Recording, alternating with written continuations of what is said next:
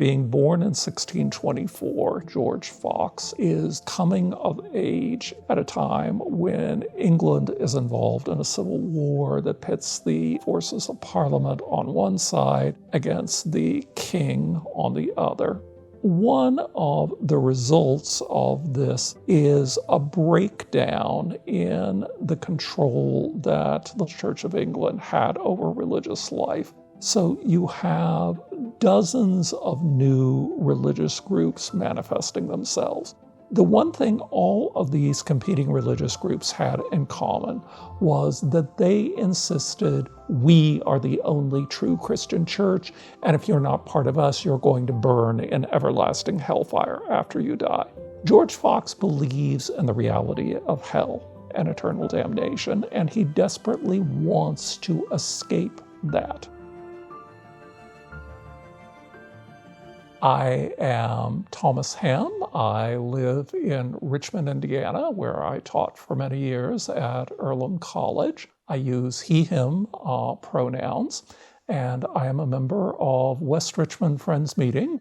George, in his journal, tells us that he grew up a pious young man. When other youths were dancing on the village green or bowling at nine pins, he would go into the village tavern and exhort the men drinking there to consider the evil of their ways. In short, he was a very serious person, very concerned about the state of his soul, even as a teenager.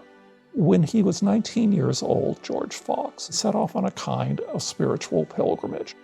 First, he traveled around southern England, seeking out people who had reputations for piety and godliness. But as he recorded it, there were none that could speak to my condition.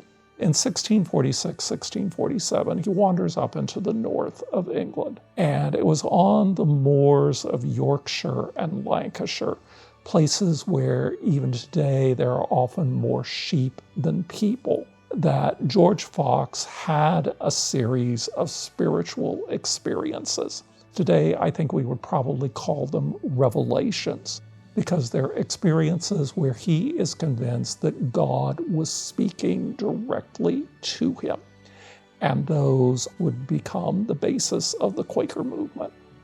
Perhaps the most important of all of these to him was this realization: there is one, even Christ Jesus, who can speak to thy condition. He saw an experience of Christ as the answer to all his problems.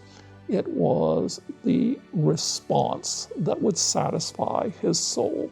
It's pretty clear that for the rest of his life, that realization is going to be central to how George Fox sees the world and his role in it.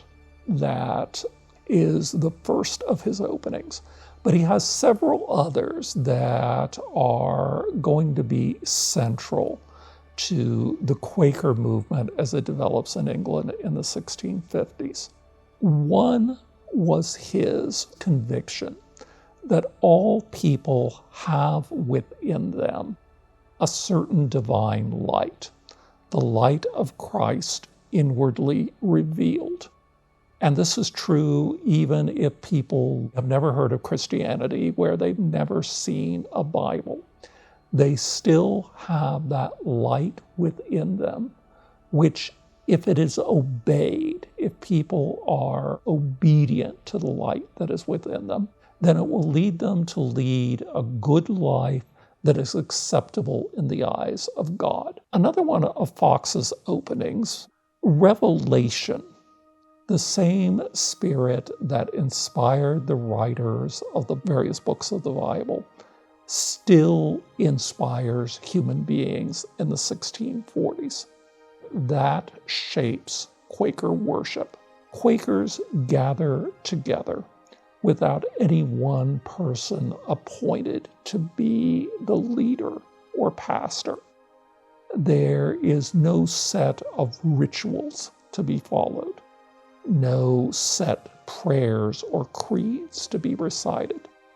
Instead, friends gather together, confident that if God has a message for the assembled group, God will inspire someone to speak.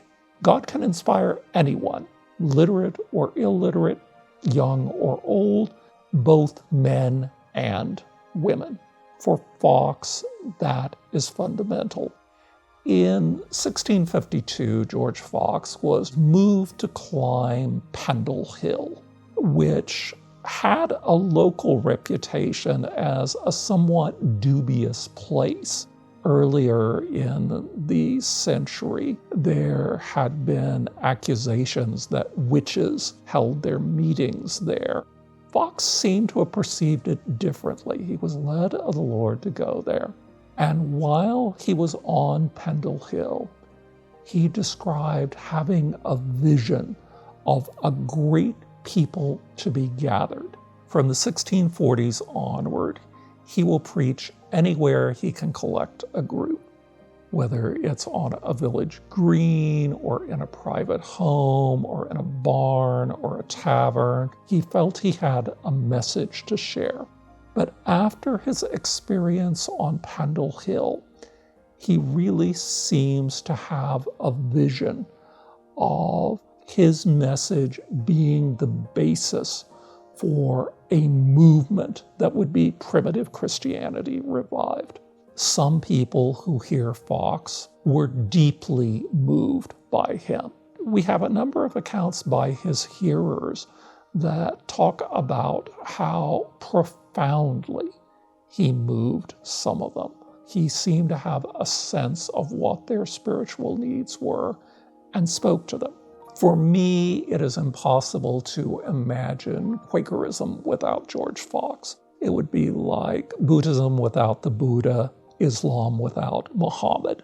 Quakerism exists because of George Fox, and I think Fox would be gratified that his message still resonates with people. We would like to thank Friends Homes for sponsoring this week's video. A new chapter is beginning at Friends Homes. Come see why it's time to rethink, reinvent, and reimagine retirement living at this active, welcoming community in Greensboro, North Carolina. Our new villa apartments offer open floor plans, lots of natural lighting, new distinctly amazing dining experiences, and a new wellness center featuring state-of-the-art equipment, an aquatic center, and more. Visit friendshomes.org today for a closer look. Thank you for watching this episode of QuakerSpeak. If you like this episode, please leave a comment and a thumbs up so we can reach even more friends. For more videos, click this playlist here. To subscribe to QuakerSpeak, click this here. And to support us, click here. Thank you so much for watching. Happy Thursday.